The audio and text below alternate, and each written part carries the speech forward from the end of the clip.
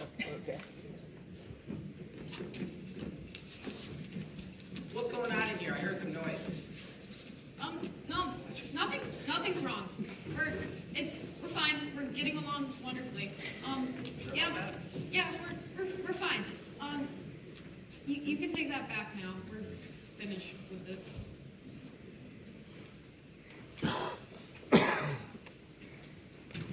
Well, what are you looking at?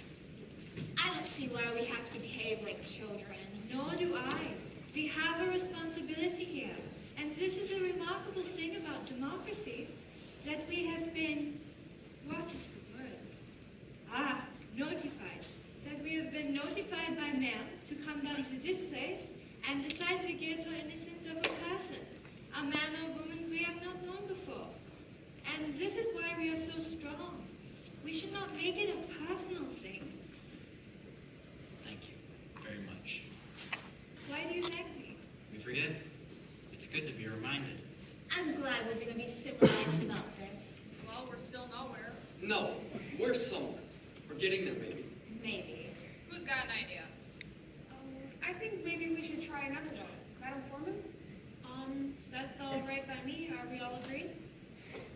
Let's vote. Yeah, vote. I want an open ballot. Let's call our votes out. I want to see who stands where. All right, an open ballot has been called for. Any objections? No? Okay, I will call out your jury number, and then I'd like you to respond with your vote. I vote guilty. Number 2? Not guilty. 3. Guilty. Number 4? Guilty. 5? Not guilty. 6? Not guilty. 7? Guilty. 8? Not guilty. 9? Not guilty. 10? Guilty. 11? Not guilty. And 12. Guilty. That's 6 to 6. I'll tell you what. The real crime is being committed right here in this room. The vote is 6 to 6. I'm ready to walk into court right now and declare hung jury. There's no point with this going on anymore. I'd like to know why you've changed your vote, and why you changed your vote, and why you did. There are 6 people here who think we may be turning a murderer loose on the streets. Emotion won't do. Why? It would seem that the old man did not see the boy run down the stairs. I do not think it likely that the old man heard the boy scream, "I'm going to kill you." Old men dream. And if the boy did scream he was going to kill, then we have the authority of this person to prove that he might not have meant what he said. Well, why don't we take it into the judge and let the boy have his chances with 12 other jurors? 6 to 6. I don't think we'll ever agree on anything. It's got to be unanimous, and we're never going to convince him. At first, I was alone. Now 5 others agree. There is a doubt. You can't ever convince me that there's a doubt, because I know there ain't no doubt. Well, maybe we're a hung jury. It happens sometimes. We are not going to be a hung jury. But we are right now. A perfect balance. Let's take it into the judge. If there is a reasonable doubt, I don't see it. The doubt is there, in my mind. Maybe we should vote. Not again. What do you mean, vote? I'd like to know. Vote on what? Vote. Are we or aren't we a hung jury? You mean that we vote yes, we are a hung jury, or no, we are not a hung jury? That's just what I was thinking. I don't think we could agree on whether or not we're a hung jury. We can't even agree on whether or not the window should be open. Well, how about we make it a majority vote? The majority wins.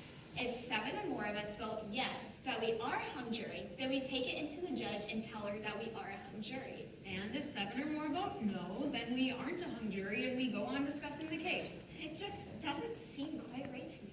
It's the only solution. I agree. It's the only way. Anything to end this. All right, are we all agreed then? Okay. 7 or more votes yes, we are a hung jury, and we'll take it into the judge. Let's call our votes out. Okay. I vote yes. Yes, we are a hung jury. Number 2? No. 3. Yes. 4. Yes. Number 5. No. 6. No. Number 7. Yes. 8. No. Number 9. No. 10. Yes. 11. No. And number 12. Yes. Oh, no. The vote is 6 to 6. Agreed upon whether or not we're a hung jury. I went along with the majority vote on this question. I did agree to the way we voted on this, and well, I still don't. So I'm changing my vote. I say no, we are not a hung jury. I believe the boy is guilty beyond a reasonable doubt, but there are some things I'd like to know from those who changed their minds. All right, then we aren't a hung jury, so we go on. Good. We go on. I'd like to know why you've changed your vote. Oh, well, it's just that he seems so sure, and he's made a number of really good points. Well, she only gets mad and insults everybody. Does the anger and the insult change the guilt to the boy? He did do it. Are you going to turn a murderer loose just because one of the jurors becomes angry when she thinks the murderer is being turned loose? That is true. There is a doubt. I don't think so. The track is straight in front of the window. Let's take that point. So the L train would have made a low rumbling noise. L trains screech when they go around curves. And the old man heard a scream, which is high pitched. And it is a tenement, and they have thin walls. Good. That's it. So the old man may have been wrong about how long it took him to get to the door, but right about whom he saw. Please remember that the knife didn't have any fingerprints on it. And it is summer, so gloves seem unlikely. Now I want you to start listening to this lady. She's talking sense. Now, it may have taken a few seconds to get the handkerchief out and wipe away all the fingerprints. We recreated the old man getting out of bed and going to the door, and we timed that. So what if now we recreate the actual crime? As well as we can reconstruct it, that is. I think a murderer could use up 30 or 40 seconds pretty easily at that point. Let's reconstruct the killing. Yeah, let's. Here. You can do the stabbing. No, I'll do it. And why don't you be the one that gets stabbed? And remember, you take 1 second to fall. And he was found on his right side, so fall and roll onto your right side. If someone hates another person enough to murder him, well, that murderer will look at his victim for a second or two, right? Yeah, it seems reasonable.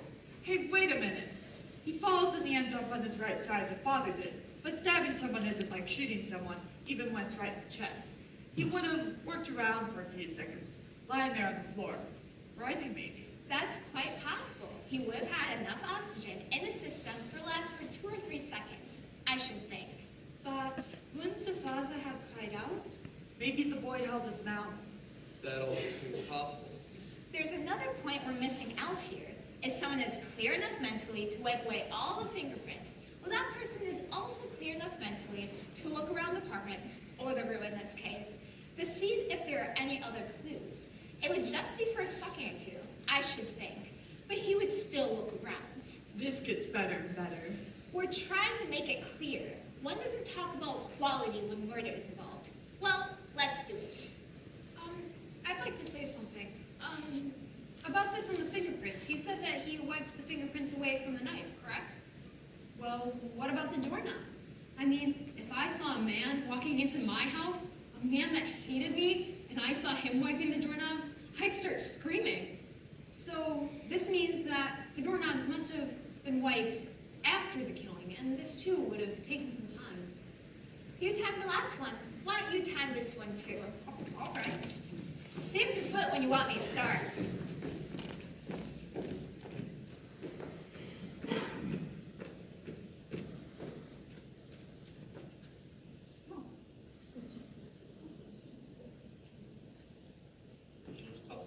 I want the hand to be at 60. It's easier for me to count. I'm going to kill you! Oh!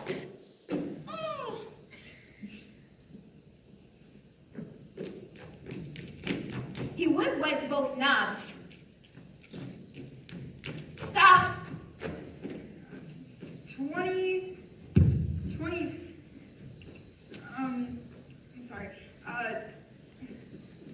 29 and a half seconds, I'd say. And whoever did murder the father, and I think it was the boy, still had to run down the hall and down the stairs, at least one flight of stairs. You see? You see? No, the old man may have been wrong about the time, but in view of this, I think it's quite reasonable to say that he did see the boy stab his father. So now both time sequences check. The one you did and the one we did with the stairs and everything. So it does pretty much seem to check out on times. Yeah, sure. He's an old man who wants attention. But let's not forget, the old man feels the way everybody does. A life is at stake here. So the story of the old man may well be true. Except for the fact that he absolutely swore under oath that it was only 15 seconds. The one across the yellow tracks did see the murder through the windows of a passing L train. So someone on said L train could have seen the crime as well. Well, I don't know if that has to do with anything, but are you saying that the old man lies in one case and tells the truth in the other? I do admit this tends to confirm the story of the old man, but you are now admitting that, at least in part, he's a liar, and this is by your own admission. That may be true, that the old man does lie in part, but I think it'll change my vote once more. Guilty. And what about you? What do you think now? I'm not sure what I think. Maybe we should talk more. At first, I thought guilty. Then I changed my mind. Now, I'm sort of swinging back to guilty. What about you? No, I am now in real doubt. Real doubt. I say guilty. I was right the first time. Now we're beginning to make sense in here. The vote appears to be about 9 guilty to 3 not guilty. One more question about the old man who lived downstairs. Have any of you ever lived in apartment buildings?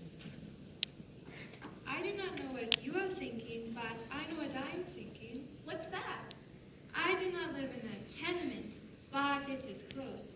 And there's just enough light in the hole so you can see the steps. No more, the light bulbs are so small. And this murder took place in a tenement?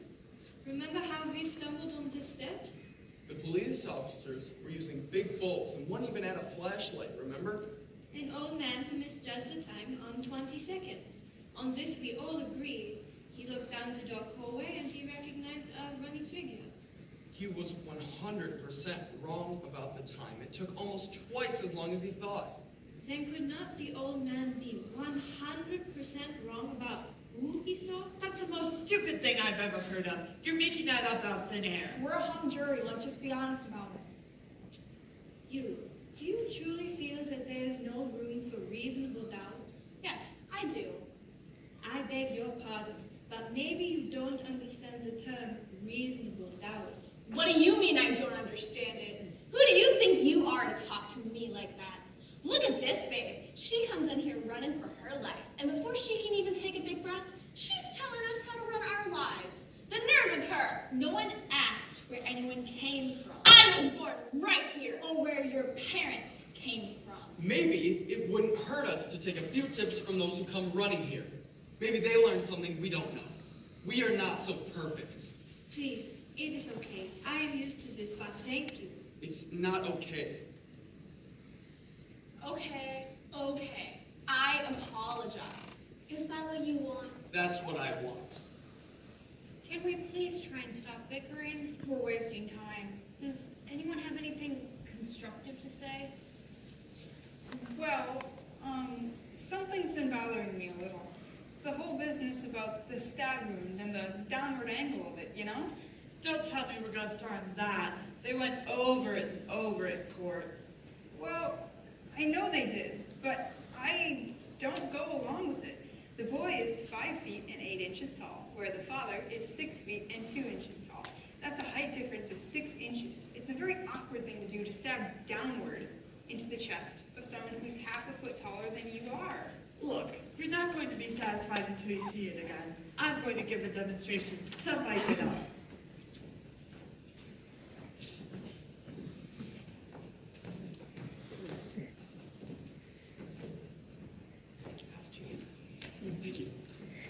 Okay, now, watch this. I'm not going to want to have to do it again. Is it 6 inches? That's more than 6 inches. Okay, let it be more. Look out! That's not funny. What's the matter with you? Now just calm down. Nobody's hurt, are they? No, All right. nobody's hurt. There's your angle. Take a look at it. Down and in. That's how I would stab someone taller in the chest than me, and that's how it was done. Take a look at it and tell me I'm wrong. Down and in. I guess there's no argument. Did you ever stab a man? Of course not. Did you? All right, let's not be silly. Did you? No, I didn't. Where do you get all your information on how it's done? What do you mean? It's just common sense. Have you ever seen a man stabbed? No. All right. Let me ask you all a question. This boy was an experienced knife fighter. He was even sent to reform school for knifing someone. Isn't that so? That's right. Look at this. Doesn't it seem like an awkward way to handle a knife? What are you asking me for? Wait a minute, what's the matter with me? Give me that knife. Have you ever seen a knife fight before? Yes, I have. In the movies? In my backyard, on my front stoop, the vacant lot across the street, too many of them. Funny I didn't think of it before. I guess you try to forget those things. Anyone who's ever handled a switch knife before knows you don't stab down. You use it underhand. And he couldn't have made the kind of wound that killed his father. I suppose it's conceivable that he made the wound, but it's not likely. Not if he'd anyone ever experienced with switch knives. And we know the boy had a lot of experience with switch knives. I don't believe it. Neither do I. You're giving us a lot of mumbo jumbo. What do you think? Oh, well, I don't know. What about you? Look, I'll tell you all something. I'm getting a little sick and tired of this whole thing. I think we should just all stop our arguing and go home. Before we decide anything more, I'd like to try to pull this together. This should be good. He has a right. Let him go ahead. Do you want me to chime this one as well? Ma'am, let's hear him out. I'm in advertising. I love seeing things pulled together. Makes for good layouts. So let's try to put that all together, get a fresh point of view. I want you all to look at this logically and consistently. We have. Guilty. I want to know, is the kid smart or is he dumb? What do you mean? This is a boy who's gone to the reform school for knife fighting. The night of the murder, he buys a switch knife. It would then take a very stupid boy to murder someone, his father, with an instrument that everyone would associate with the boy. I quite agree. He is dumb. However, if he were dumb, why did he make the kind of wound that an amateur would make? I'm not sure I understand. To murder someone must take great emotion, great hatred. And at that moment, he would handle the knife as best he could. A trained man would stab as he had been trained, underhand, and a man who had not been trained would go overhand. But the boy is being very smart. Everyone knows he's an experienced knife fighter, so he is smart enough at that moment to make the kind of wound an amateur would make. That boy is a smart one. Smart enough to wipe the fingerprints away. Perhaps even smart enough to wait until an L train was going by to do the killing. Hey, now, wait a minute. As I said earlier, the woman across the L track saw it through the windows of a passing L train, so someone on the L train could have seen it as well. A possibility, but no one did that we know of. It would take an awfully dumb person to do something like that. Exactly. A dumb man. A very stupid man. A man swept by emotion. Probably he heard nothing. He probably didn't even hear the train coming. And whoever did murder the father did as best they could. So? The boy is dumb enough to do everything to associate himself with a switch knife. A knife murder. Then a moment later, he becomes smart. He is smart enough to wipe fingerprints away. Well, to make the kind of wound that will lead us to suspect another man. But then, in the same instant, he's dumb enough to do the killing as an L train is going by. And then, the fingerprints. To say this boy is guilty, you have to say he is Dumb from about 8 o'clock until about midnight. Then midnight, he is dumb 1 second. Smart for a few seconds, and dumb again. And then he is stupid. So stupid that he does not think of a good alibi. There is doubt, doubt, doubt. I hadn't thought of that. And on the stand, the old man swore on 15 seconds. He insisted on 15 seconds. But we all agreed it must have been almost 40 seconds. The old man lied half the time and tell the truth the other half. For this boy to be guilty, the old man must be a liar half the time and truthful for the other half of the time. And for this boy to be guilty, he must be stupid, then smart, then stupid, then smart. You can reasonably doubt. I'm sold on reasonable doubt. I think I am too. I wanted more talk, and now I've had it. I want another vote. All right, if we're all agreed, I guess the easiest way would just be a show of hands. So all those voting not guilty, would you please raise your hands? 1, 2, 3, 4, 5, 6, 7, 8, 9. All those voting guilty? The vote is 9 to 3 in favor of. I do not understand you people. How can you believe this kid is innocent? You know how they lie. I don't have to tell you. They don't know what the truth is. And let me tell you, they don't need a big, real reason to kill someone either. They get drunk and bang, someone's lying in the gutter. You know what I mean, violent. Human life don't mean as much to them as it does to us. Hey, where are you all going? Look, these people are drinking and fighting, and if somebody gets killed, so somebody gets killed. They don't care. Oh, sure, there are some good things about them too. Look, I'm the first to say that. I've known a few who are pretty decent, but that's the exception. Most of them, it's like they have no feelings. What's going on here? I'm speaking my piece. And you, listen to me. This kid on trial, take it from me. We better watch out. Listen to me. I'm trying to tell you something. I've heard enough. If you open your mouth again, we're going to scratch your eyes out. I'm only trying to tell you. All right, can we please get back to the topic? Let's please sit down, please. I still believe the boy is guilty of murder, and I'll tell you why. The most damning evidence was given by the woman across the street who claimed she saw the murder committed. That's right. As far as I'm concerned, that's the most important testimony. All right, let's go over her testimony. What exactly did she say? I believe I can recount it accurately. She said she went to bed at about 11 o'clock that night. Her bed is next to the open window, and she could look through the window across the street. She tossed and turned for over an hour, unable to fall asleep. Then, at about 12:10, she looks out the window and saw the boy stab his father. As far as I can see, this is unshakable testimony. That's it. That's the whole case. Frankly, in view of this, I don't see how you can vote for acquittal. What do you think about it? Well, I don't know. There's just so much evidence to sift. What do you mean? She's absolutely right. You can throw out all the other evidence. I had the same feeling. I don't deny the validity of the points that he's made. Let's say on one side of the tracks there is doubt. What about the story of the old woman across the street? She saw it. What time is it? It's 10 minutes of 6. You don't suppose they just let us go home early and finish this in the morning? My little girl has the mumps. Not a chance. Can't you see the clock without your glasses? Not clearly. Oh, Glasses are a nuisance, aren't they? well, what do you do when you wake up in the middle of the night? You want to know what time it is? Well, I put on my glasses and look at the clock. I just wait for the clock to chime. My father gave it to me when we were married, my husband and I. That was 10 years before we had a place to put it. Do you wear your glasses to bed? Silly goose, no one wears glasses to bed. The woman who testified she saw the killing wears glasses. What about her? Did she wear glasses? Of course, the woman wore bifocals, and I remember this very clearly. They look quite strong, too. That's right. Bifocals. She never took them off. Funny, I never thought of that.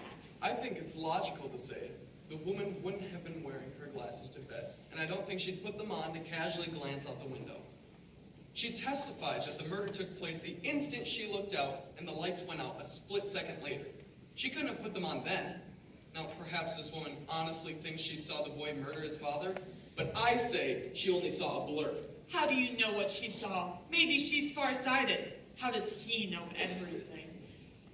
Is anyone not sold in reasonable doubt? I will always wonder, but there is a reasonable doubt. Well, I think he's guilty. Does anyone else? No, I'm convinced now. There is a reasonable doubt. You're alone. The vote is 11-1. I don't care whether I'm alone or not. I have a right. Yes, you have a right. Well, I told you, I think the boy's guilty. What else do you want from me? Your arguments... I gave you my argument. We're not convinced. We're waiting to hear them again. We have the time. Listen, what's the matter with you? You're the one who gave all the arguments. You can't turn on us now. There's about to be a guilty man walking the streets, a murder. He's got to die. Say it with me. I'm sorry. I'm convinced now. I don't think I'm wrong very often, but I guess I was there once. There is a reasonable doubt. We're waiting. You're not going to sway me. It's going to be a hung jury. That's it. Well, there's nothing we can do about that, except for hope that some night, why, maybe in a few months, you might actually get some sleep. You're all alone. It takes a great deal of courage to stand alone. If we are hung jury, then there will be another trial, and some of us will point these things out to various lawyers.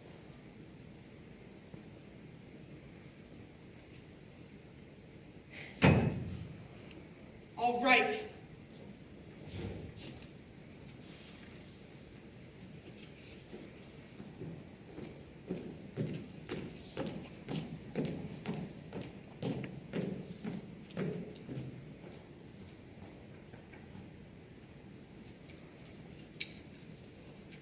We have reached our verdict. All right.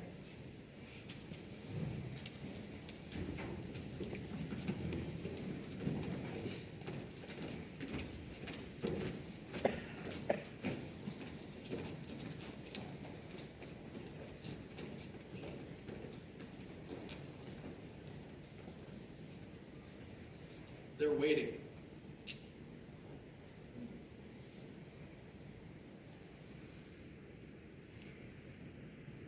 Not guilty. Not guilty.